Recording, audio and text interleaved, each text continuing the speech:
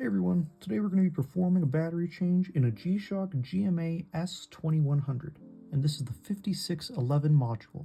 Let's get right into it. To perform this battery change, we're going to need a small Phillips head screwdriver, ideally metal tweezers, but if you don't have metal tweezers, you can just use a metal paper clip, and a replacement batteries, which are two SR726s.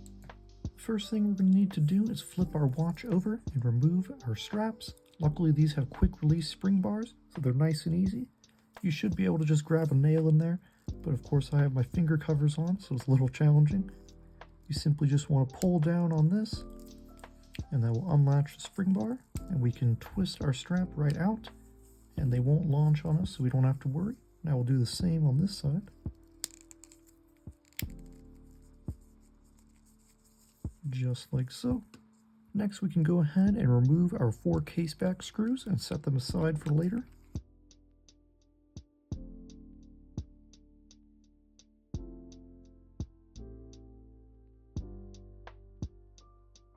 Now with our screws removed, we can go ahead and lift our case back right off.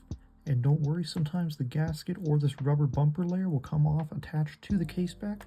We'll reinstall all of that when we're reassembling the watch.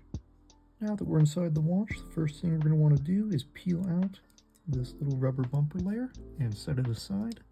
Now I'm going to rotate my watch all the way around, and as we can see, we have our 2 batteries here, and there's latches right in front of them.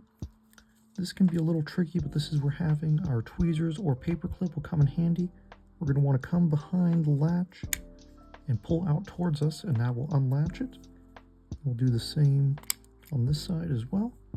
So now we can grab our old batteries out and get rid of them.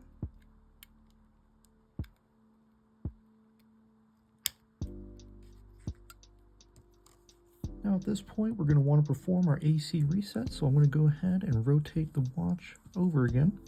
As we can see on the module, there's a little label AC here, and that's indicating this gold tab. This is where having our metal tweezers or that paper clip is going to come in handy. If you're using a paper clip, simply bend it into an arch. You just want to have 2 metal points of contact. So we're going to contact one end of our metal to that gold AC panel and the other end to the metal on our module, and hold it there for just about 2 seconds. And now, to ensure that we've performed the reset correctly, I always like to hold a finger over the spring here. You don't want that to fall out because that's important for the sound of our watch. I'll go ahead and flip the watch over, and we should see it start flashing sub. So our module has been reset, and we can go ahead and begin reassembling the watch. Our first step in reassembly is going to be to put that rubber bumper layer back in place. So as we can see, there's a hole here. That's where that metal spring is going to go through. And there's a hole here. This is where this metal tab is going to go through. So we're simply going to line everything up, drop it right in place, just like so. And now we can reinstall our case back gasket. It's simply a circle, so we're just going to drop it right into the groove, make any fine adjustments if we need. We just want to make sure that that gasket is perfectly seated in that groove. And next we can go ahead and reinstall our case back. So we want to remember that this spring and where our 2 batteries are up here indicates the upper portion of our watch. We simply want to make sure that our Casio and all of our logos are properly oriented. So we're just going to drop it right in place. This watch has a very deep groove, so you'll definitely feel when it's in place. And now we'll go ahead and reinstall our 4 case back screws. What I typically like to do is just hold my thumb on the case back, drop my screws in, just get them started, and now all we need to do is snug them up. And remember, they don't need to be super tight, just snug.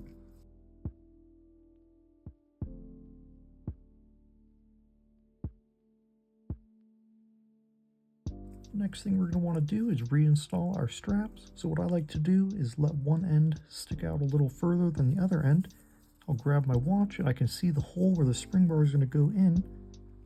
Try to get one end in there.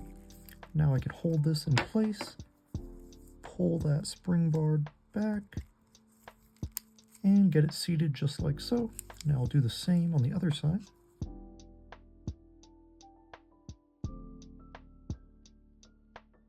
And now our straps are reinstalled.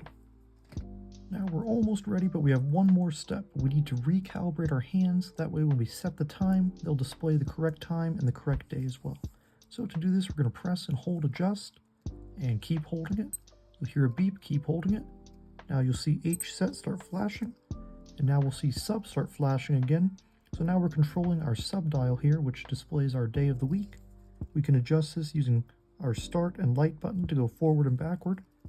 We want this to be pointing at Sunday to be zeroed. Once that's aligned, we'll simply press mode, and now we'll see 000 start flashing. We want our hour and minute hand to point at directly 12 o'clock.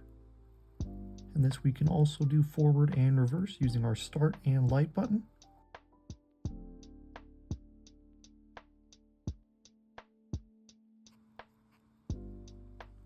And once that's pointed at 12 o'clock, we can simply press adjust once more. And now when we set our digital time, our hands will also display the correct time and day as well.